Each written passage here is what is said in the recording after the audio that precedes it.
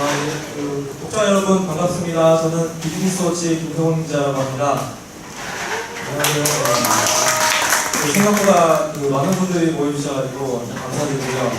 사실은 알아두면 실제 있는 스타트업 사태사전이라는 게 작년 9월부터 준비를 했어요. 카카오 스토리 펀딩 팀에서 저한테 스타트업들의 성공 이야기는 굉장히 많은데 삽질한 이야기들이 거의 알려지지 않았다.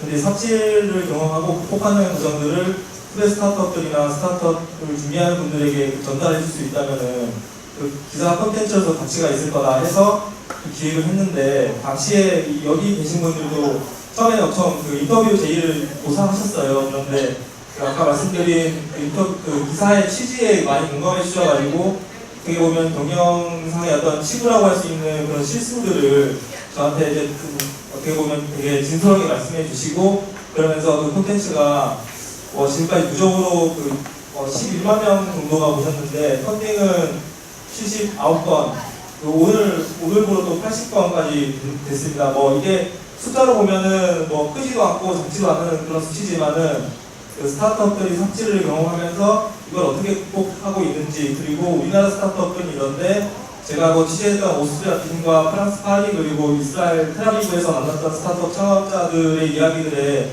독자 여러분들이 많이 공감해 주신 거라고 생각합니다. 그리고 오늘은 제가 인터뷰했던 10분의 스타트업 대표님들 중에서 가장 핫하고 훌륭한 이야기를 쓰고 계시는 스타트업 대표님들 모셨는데요. 제 왼쪽 가까운 분부터 소개를 드리면은 브릴리언츠의 배재훈 대표입니다. 폴커스의 박병동 대표입니다. 가프레인의 황희승 대표입니다. 미국소교의 윤모 대표입니다. 제가 이제부터는 마이크를 넘겨서 이 대표님들이 어떤 사업을 하고 계시고 또 어떤 시행착오를 겪고 있는지 차근차근 더 기사에서 다루지 못했던 자세한 얘기들을 다뤄보도록 하겠습니다. 가장 제 가까운 곳에 계시는 그래요? 이 대표님이 사실 엄청 베테랑 창업자이신데 스크루셜팩이라고 아시는지 모르겠어요. 블랙베리 휴대폰 있잖아요. 거기에 볼 같은 게 들어가는데 그거를 세계 최초로 개발한 회사 창업 멤버이십니다. 그래서 엄청난 기술을 가지고 계시고 핀테크를 시작으로 해서 지금 블록체인 사업까지 하고 계시는데 부끄러움이 많으셔가지고 폴퍼스 랩의 박병동 대표부터 회사 본인 소개와 회사 사업을 지금 어떻게 하고 있는지 간략하게 소개 부탁드리겠습니다. 네, 안녕하세요. 폴퍼스 랩의 박병동입니다. 저희 콜버스 혹시 여기서 아시는 분 계시나요? 예, 몇 분 계시고 모르시는 분들도 있는데 제가 더 열심히 하는 계기가 되도록 하겠습니다. 콜버스는 원래 시작은 심야 전세버스 공유 서비스였습니다. 라이드 쉐어링이었는데 우버 풀과 유사한데 우버 풀이 한 2~3명까지 합승을 해서 본다면 콜버스는 최대 13명까지 합승을 할 수 있는 비슷한 시간대 비슷한 방향으로 가는 승객들을 앱으로 부르면 실시간으로 연결을 해서 차가 실시간으로 경로를 변경하면서 이제 목적지를 가는 그런 형태의 카풀 라이드 쉐어링 서비스였죠. 그래서 심야 택시 승차 거부 문제를 해결하기 위해서 2015년도에 회사를 설립해서 서비스를 시작했었고요. 이후 이제 규제 문제가 발목을 잡아서 결국은 어떻게 하려고 열심히 노력했지만 결국은 이제 회사 자본금은 떨어져 가고 이제 이게 나아질 기미가 안 보여서 결국은 지금은 전세버스 대절 예약 플랫폼으로 업종을 변경했습니다. 피봇을 해서 지금 지난해 지금 한 14개월 됐거든요. 새 서비스 나온 지. 그래서 지금 한 20배 성장한 것 같아요. 그래서 매달 20%씩 지금 계속 성장을 하고 있고 지금 이제는 BEP를 넘겨서 계속 시간을 저희 편으로 지금 만들었습니다. 이게 중요한데 그래서 지금은 이제 계속 확장을 해나가고 성장하려고 열심히 노력을 하고 있습니다. 네, 뒤에 또 다른 얘기들 많이 나누도록 하겠습니다. 감사합니다. 박병동 대표 같은 경우에는 여러분 아시는 분도 계시겠지만 사실 기자 출신입니다. 그런데 사실 글 쓰던 사람이 창업 전사에 뛰어든다는 것은 보통 일이 아닌데 제가 인터뷰를 하면서 느꼈던 거는 이 사람은 정말 도전 정신이 대단하다. 그 글로만으로 뭐 세상을 바라보는 그런 모습에서 실제로 현장에 뛰어들어서 세상을 바꾸려고 하는 그런 모습들을 보면서 제가 그 셀반테스의 돈키호테라는 소설을 읽고 나서 이런 그러니까 눈빛만 봐도 사실 이게 기자의 눈빛에서 약간 창업자의 눈빛으로 많이 바뀐 것 같아가지고 개인적으로 상당히 감명 깊었던 인터뷰 중에 한 명이었습니다. 다음으로는 그 자플래닛의 황희승 대표 소개 부탁드립니다. 네, 안녕하세요. 저는 자플래닛을 운영하기로 하겠습니다. 저는 맨 처음에 자플래닛 시작하게 된 계기는 요즘 취업할 때 사람들이 언제나 직장이 답이었어요. 그래서 사람들은 이력서를 넣고 저희가 봐야 될 것들은 직장 홈페이지만 볼 수 있는데 그 회사에서 주는 정보들이 다 회사의 홍보성들이다 보니까 자기가 직접적으로 이 회사는 어떤가를 알아볼 수 있는 경로는 이미 취직한 선배들한테만 알아볼 수 있었잖아요. 그래서 저희가 그런 것들의 정보들을 모아서 좀 더 가불관계를 바꿔보자 라는 형태로 시작을 하게 됐습니다. 그래서 다행히도 저랑 공감해 주시는 분들이 많이 계셔서 저희 사이트가 빠르게 성장하게 되었고요. 그러다 보니까 저희 사이트는 삽질을 많이 하게 됐는데 왜 삽질을 많이 하게 되냐면 저희가 많은 적이 생겼어요. 그래서 그 회사 대표님들은 다 저를 싫어하세요. 그래서 모든 회사 대표님들 저를 싫어하시고 그 대표님도 저 안 좋아하지 않죠? 아직은 그래서 그 회사 대표님들과 인사팀, 홍보팀원들 다 저를 싫어합니다. 그 나머지 분들 다 좋아하세요. 그래서 어떻게 하면 그 좋아하시는 분들에게 좋은 서비스를 잘 만들 수 있을 것인가를 하면서 요즘 싫어하시는 분들을 어떻게 하면 저희 편을 잘 만들 수 있을까를 고민하면서 비즈니스에 계속 앞으로 나아가고 있습니다.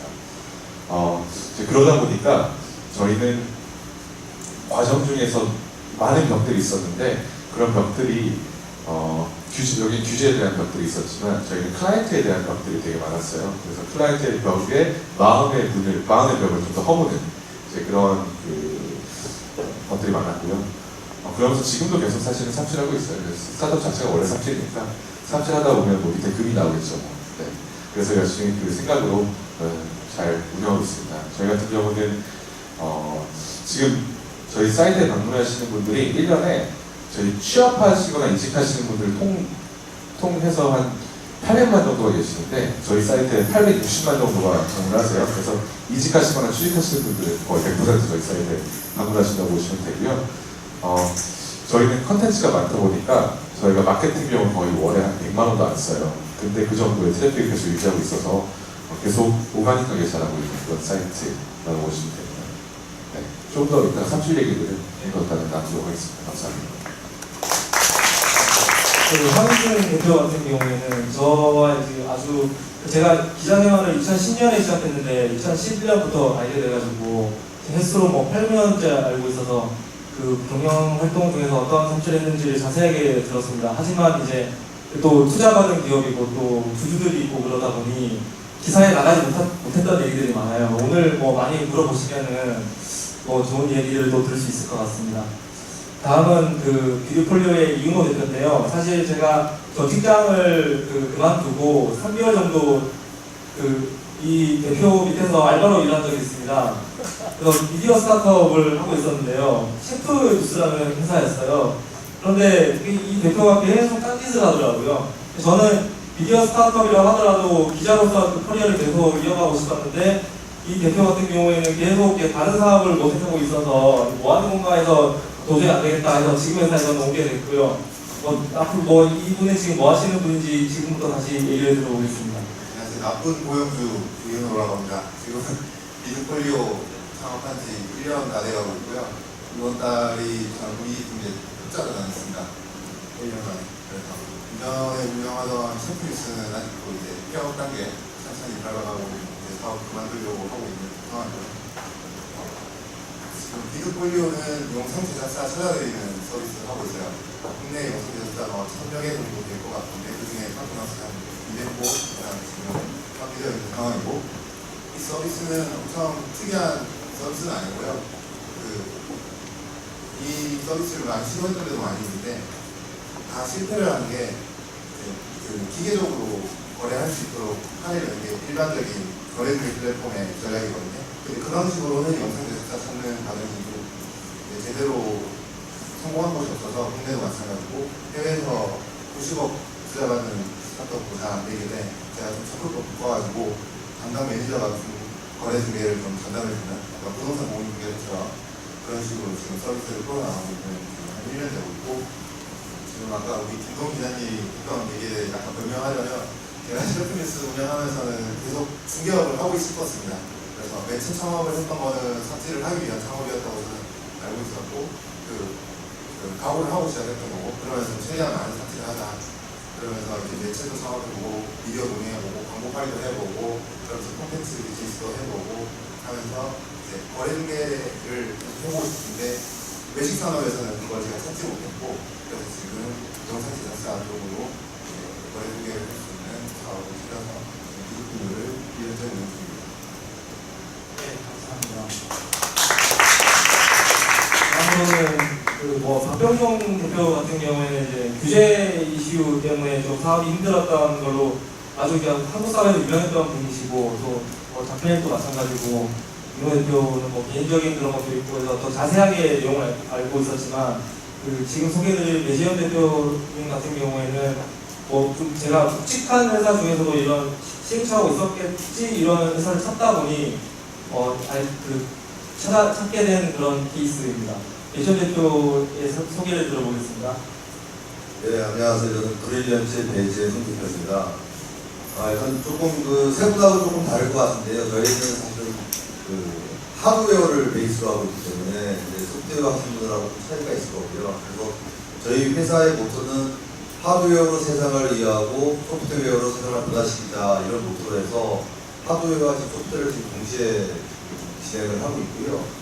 일단 아까 잠깐 소개시켜 주셨는데 제가 이제 아실지 모르지만 푸셜텍이라는 회사에 이제 코파운더 이대표로 있으면서 사실 회사가 제가 엑시하기 전에 회사 매출이 이제 4천억까지 하고 전 세계 이제 중국 공장, 비싼 공장까지 있어가지고 한 4천여 5천 명까지 인연이 됐어요. 그래서 제가 2011년도에 이제 엑시스를 하고 나와서 생각보다 나이가 좀 많이 젊었던 것 같아요. 그때 나이가 엑시하고 나오니까 이제 40이더라고요. 그래서 그냥 회사 매출이 4천억이니까 그때 시총이 6천억 가고 막 그랬더라가지고 생각보다 제법 돈을 조금 안 지게 돼서 이게 진짜 돈을 주러 살아야 되나 이런 가슴도 많이 했는데 그거보다는 제가 정말 진짜 이번 회사에도 삽질을 많이 하고 있지만 푸셜텍에서도 정말 삽질을 어마어마하게 많이 했거든요. 7년 동안 사실 매출이 20억, 30억밖에 안 되다가 제가 10년 동안 했는데 마지막 3년 동안이 그러니까 20억 매출에서 마지막 3년 동안 매출을 4천억을 찍었으니까 사실 20억에서 4천억 매출이면 얼마나 컸습니까? 그래서 그렇게 많은 시행착오 겪으면서 했던 부분을 이거를 내가 벤처 캐피탈이랑 손 잡지 말고 건물주로 살아가지 말고 다시 한번 내가 정말 잘해보자라고 생각을 하고 다시 시작했는데 엄청나게 후회하고 있습니다. 그냥 헛번 성공했을 때 그냥 편하게 살면 되는데 이게 시대가 바뀌고 이제 환경이 바뀌니까 옛날에 했던 방식이 통하지 않는 거예요. 그래서 여전히 지금 많이 삽질하고 있고 그래서 지금은 제가 이제 회사 초기에는 사실은 조금 이제 돈이 조금 있다고 조금 까불고 이건 남들이 못하는 스마트 TV를 해야겠다라고 생각을 해서 처음에 스마트 TV를 했는데 이제 컨텐츠가 뒷받침이 안 되니까 거기서 왕창 알아먹고 조금은 옛날로 돌아가서 정말 어려운 하드웨어를 선택해서 하자라고 해서 지금은 스마트 멀티카드라고 지금 큐드라는 브랜드로 지금 사업을 하고 있는데 그거는 이제 카드 한 장에 굉장히 복잡한 카드웨어가 다 들어가 있어요. 근데 카드 투표랑 똑같아야 되기 때문에 이게 모든 특히 미국 스타트업이 굉장히 많은데 모든 사람들의 로망이었는데 다 실패했어요. 지금 다 실패하고 왜 카드 투표는 0.83mm인데 0.83mm 1mm 같이 안 되는 두께의 디스플레이부터 해가지고 모든 MC부터 해가지고 배터리가 가져다니까 전부 다 이게 1.0mm까지 만들었는데 0.83mm를 못 만들어 다 실패했고 그걸 제가 이제 결국 성공해가지고 그 부분으로 이제 미국 쪽에 주로 좀 하고 있고 이 부분을 이제 요즘 블록체인이나 크립토커런시 쪽으로 같이 이제 접목을 해서 하고 있어서 진행하고 있고요. 그래서 이제는 짱짱한 하드웨어가 잘 되기 때문에 결국 이게 그 페이먼트나 블록체인 같은 경우 결국은 소프트웨어로 그 서비스로 뒷받침이 안 되면 안 되는 사업이기 때문에 그쪽으로 또 엄청나게 지금 투자를 하고 있고 계속 삭제를 하고 있는 네, 브릴리언스입니다. 네. 그래서 말씀드리겠습니다. 감사합니다.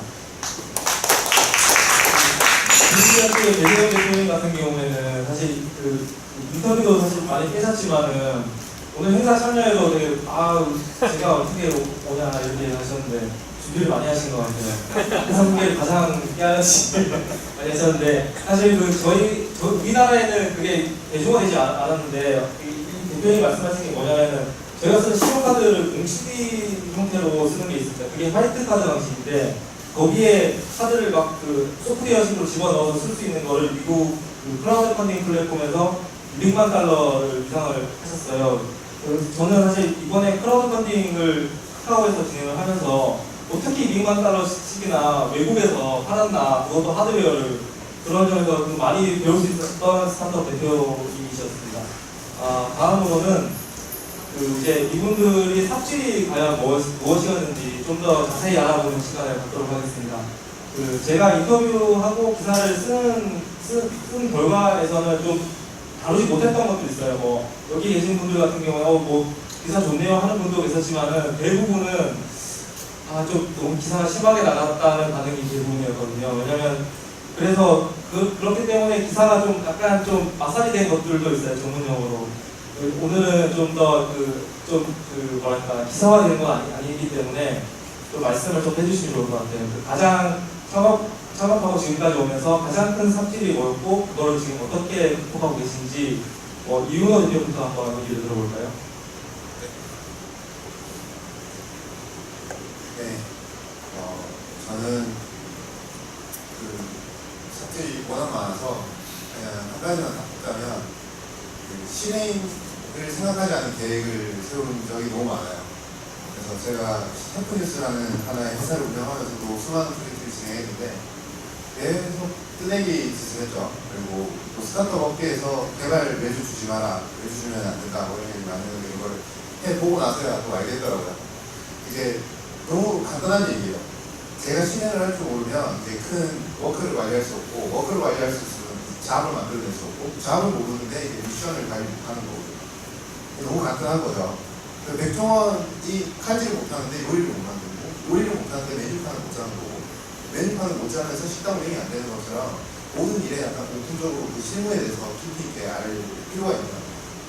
근데 스타트업 업계에는 대부분, 국내 스타트업 업계에는 대부분 기술 창업자가 좀 많이 있는 편이니까, 카이스트나 서울대나 뭐 컴퓨터 과학 전공자들이 좀 많이 있는 편이니까 그런 서비스, IT 스타트업 서비스, 소프트웨어 서비스들이 좀 많이 나오는데 그럼 하면 되겠다라는 좀 외부의 그런 흐름 따라가서 하면 되겠거든요. 겉으로 따라하는 건 쉬운데 실제 그 기술력을 따라하는 거는 그 전공자들이 10년 동안 그 기술을 이미 터득하고 있는 상황이잖아요. 그걸 따라갈 수 없는 거거든요. 그래서 저는 셰프뉴스를 하기 전에 비서세스라는 스타트업 미디어에서 한 2년 반 동안 스타트업 창업자들을 계속 만나왔었거든요. 그러면서 이 사람들이 갖고 있는 성공 방식을 좀 따라하고 이분들이 운영하는 방식 좀 따라하고 이분들이 쓰는 자원들을 좀 내가 쓸 줄 알면 나도 사업을 할 수 있겠구나, 나도 비즈니스를 만들 수 있겠구나 생각했는데 진짜 아니었어요. 저는 이제 베이스가 콘텐츠 제작사 베이스였고 미디어를 하는 사람이었기 때문에 이제 그 기술 개발 측면에서 완전히 박살이 났는데 완전히 이제 그 성과를 내지 못했는데 이게 그냥 단순히 기술 분야라기보다 제가 컨트롤할 수 없는 영역에 대한 계획을 세웠다. 이게 가장 전반적으로 좀 이해될 수 있는 사실인 것 같아요. 이 정도만 하고. 네.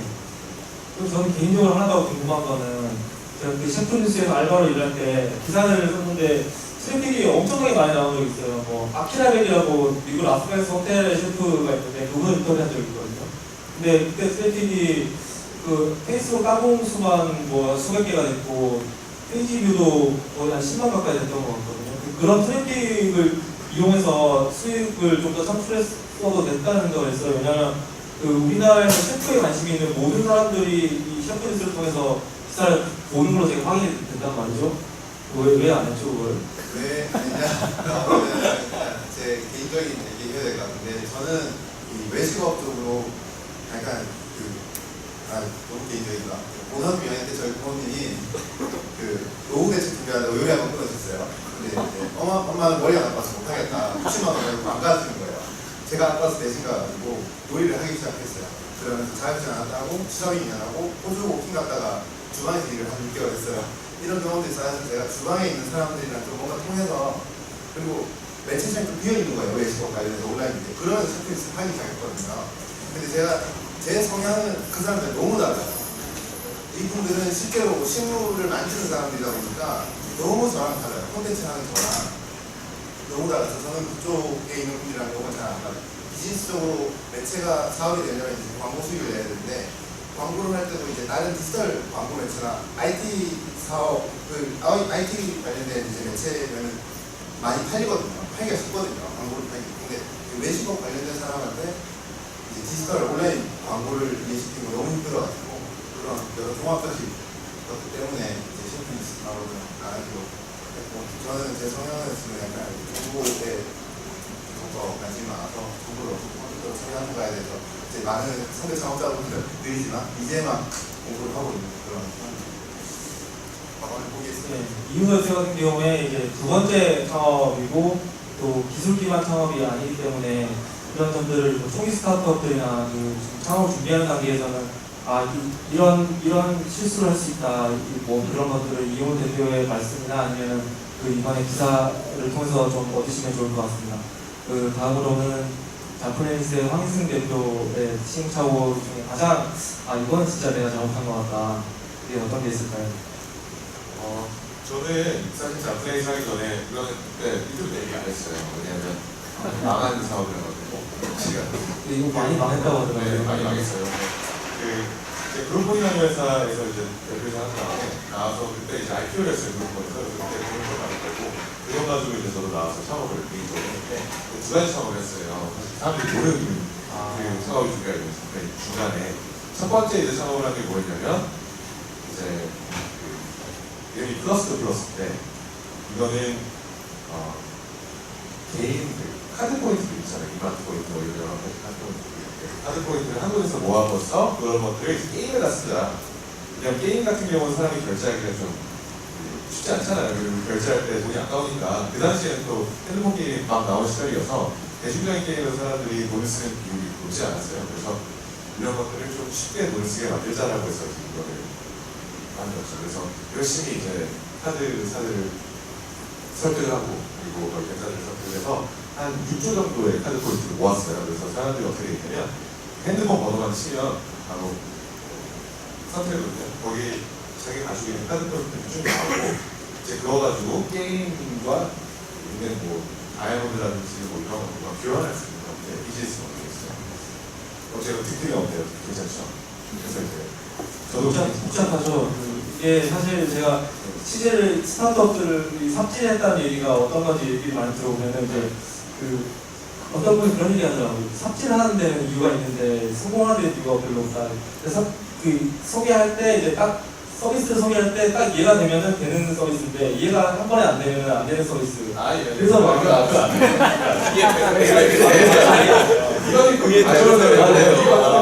이게 완전 쉬우신 것 같은데. 근데 뭐냐면 되게 쉽게 얘기해서 이거예요. 그 사람의 그 핸드폰을 넣으면 그 사람의 포인트가 나오고 그거 가지고 뭐 결제할 수 있는 거예요. 쉽게 말해서는. 그러다 보니까 저는 이게 되게 좋겠다라고 생각했는데 그래서 그 당시에 제가 친한 그 당시 제일 잘 나가는 게 애니팡이었어요. 춤이어서. 그래서 이정 대표랑 개인적으로 좀 친해서 형 요즘 여차 얼마니까 그래 자기네들 어차피 결제 비율이 3%밖에 안 되니까 이걸 조금만 2%만 올려도 그 당시에 어마어마한 수익이 있었으니까 저는 이제 집에 들어가서 축구를 끄는 거죠. 대박이다 이거. 그 생각을 해서 이제 이렇게 했는데 그래서 몇 군데 쿠키런 그 당시에 쿠키런도 알아서 이제 그 당시에 대박 게임들과 같이 협의를 하고 있었어요. 첫 번째로는 보니까 게임들에서 이거를 이제 그 위에 CEO들은 넣고 싶다라고 얘기하는데 게임 개발자들은 사실 이걸 되게 별로 안 좋아하더라고요. 나는 게임 업데이트를 계속 해야 되는데 새로운 결제에 넣는 거에 대해서 일단 그래서 계속 뒤로 밀리는 게 하나 있었고요. 가장 결정적으로는 구글에서 되게 심했어요. 그래서 저 돈 다 투자해가지고 다 만들어 놓고 했는데 갑자기 구글에서 들어오래요. 그래서 왜 그러시냐고 그러니까 이런 거 하면 안 된다고. 그래가지고 나 이거 다 만들었는데 어떻게 해야 될까? 아, 자기네 이거 안 된다고. 그러면 이 게임 포인트 너네들한테 수익 쉐어를 할 테니까 우리가 이거 대리 사업자를 해서 구글에 들어가겠다라고 하니까 자기 이런 거 안 된다. 그러면서 그 다음부터 그냥 아예 바뀌더라고요. 그래서 구글에 되게 친한 분이랑 연락을 했어요. 그래서 이제 그거는 망해서 제가 그걸 이마트에는 또 있어요. 이제 이마트에는 괜찮게 나와요. 지금도 계속 이마트에서는 그 수익이 올라가고 있는데, 근데 그 제가 노력한 건 사실 무형 콘텐츠였거든요. 무형 콘텐츠가 수수료가 높잖아요. 그래서 그런 그 무형 게임 콘텐츠나 아니면 그런 쪽에다 넣었으면 좋겠다고 생각해서 근데 뭐 그래가지고 그거 망했고요. 그래서 그 다음에 그거 하는 중간에 이제 제가 사업한 것 중에 또 하나가 하드웨어 쪽을 그냥 하나 또 벌리고 싶어서 그 당시에 하드웨어 하나 또 벌렸는데, 그때 이마트에서 그래도 그 투자한 것 대비해서 조금씩 나오고 있어서 그 돈으로 하드웨어를 좀 해보자 해서 그 당시에 좀 웨어러블 디바이스가 유행이었어요.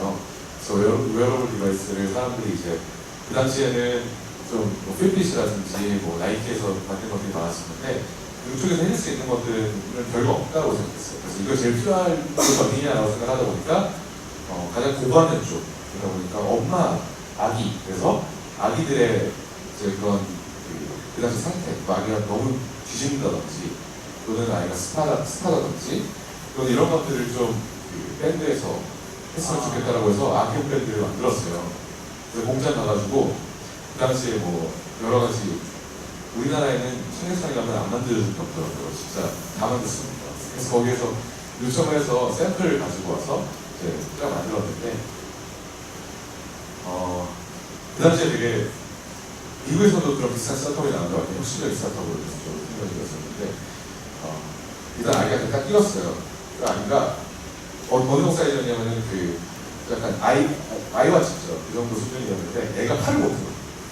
그래서 막 팔을 막 이렇게 하면서 막 계속 벗으려고 하고 막 울고 막 계속 벗기려고 하고 그러는 거예요. 그래서 속으로 망했구나라고 생각했는데 그래가지고 이제 가서 제가 이거 좀 더 한 4분의 1 사이즈 줄여주세요라고 말씀드렸더니 4분의 1 사이즈를 줄이는데 한 몇십억이 든다고 하더라고요.